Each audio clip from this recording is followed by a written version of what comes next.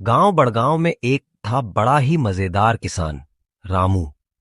रामू न सिर्फ खेतों में उगाने का उस्ताद था, बल्कि उसकी बातें सुनकर लोग हंसी से लोटपोट हो जाते। एक बार बारिश बहुत देर से आई। गांव के सारे किसान चिंता में डूबे थे, लेकिन रामू मस्त ठहाके लगा रहा था। किसी ने पूछा, रामू तू परेशान क्यों नहीं? रामू बोला, भाई, बादल मेरी बीवी की तरह हैं। देर से आते हैं लेकिन आते जरूर हैं। एक दिन रामू ने खेत में स्पीकर लगवा दिए। लोग पूछने लगे, वो भाई ये क्यों? रामू बोला, फसल को भी तो संगीत सुनना चाहिए, तभी तो स्वाद अच्छा आएगा। गांव की पंचायत ने उसे समझाया कि ये सब फिजूल है, लेकिन जब उसकी फसल बाकी सबकी तुलना में दोगुनी हुई तो सब हैरान रह गए। अब लोग सोच में पड़ गए, रामू की बातों में जरूर कोई राज है। गांव के बुजुर्ग बोले, हमने तो सारी जिंदगी मेहनत की, लेकिन रामू जैसा सुकून कभी नहीं पाया।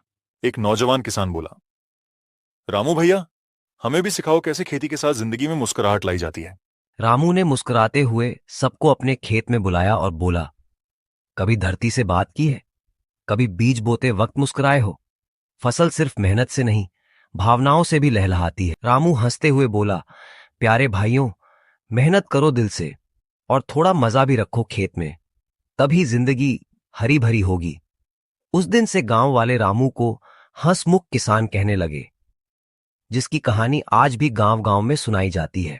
एक दिन गांव के स्कूल में बच्चों ने रामू की कहानी पर नाटक किया और सबकी आंखों में आंसू आ गए, खुशी के आंसू। रामू अब सिर्फ एक किसान नहीं रहा, वो गांव की प्रेरणा बन चुका था। एक मिसाल, एक कहानी जो हर दिल में बस गई थी।